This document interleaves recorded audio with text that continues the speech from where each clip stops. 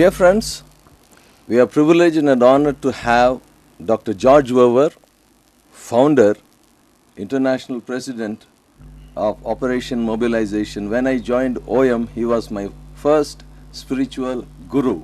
Brother George, I'd like to hear something about the burden you got about the literature. I have translated the book Literature Evangelism. Would you like to say few words about literature evangelism, how you got this burden, passion, and what you would like to say to our TV viewers? Before I was even a believer, I got interested in the Gospel of John because a praying woman who prayed for me sent this gospel to me through the mail, through the post, and I began to read this. That prepared me for the Billy Graham meeting where I found Christ, or better yet, he found me. And also before that time, I joined the Pocket Testament League, and they were distributing these gospels all over the world. So, and I thought, boy, that's a great thing to do. So from the day of my conversion almost, I started to distribute gospels. In fact, in my high school, I got 1,000 students to promise to read the Gospel of John.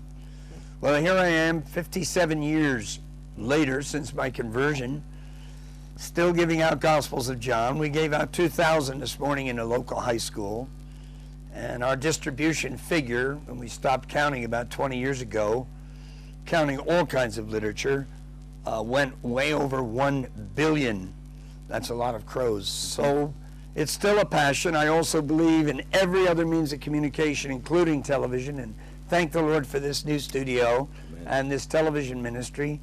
And I've had such a privilege to do a lot of television these 45 years, things like the 700 Club and Huntley Street in Canada. And I have a whole series of the Book of Acts going out on television.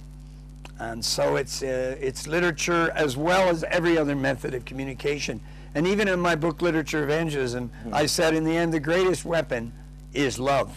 Amen. So it's not either or, it's the combination of these great biblical realities.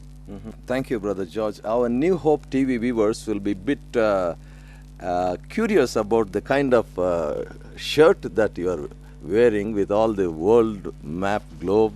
And would you like to say something about your shirt so that they I call it a global jacket, by the way, and it's been very meaningful for almost 30 years.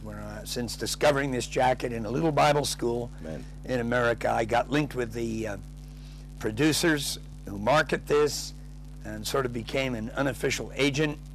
So I've gone through about 250. I presented one to Thomas Samuel here in Bangalore at the big meeting we had yesterday because he was the one that helped start the work here in the very beginning.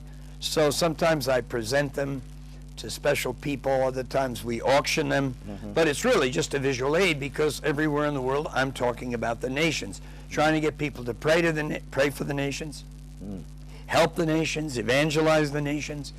And I often read Psalm 67, all about the nations. So the jacket very much fits into what I'm all about.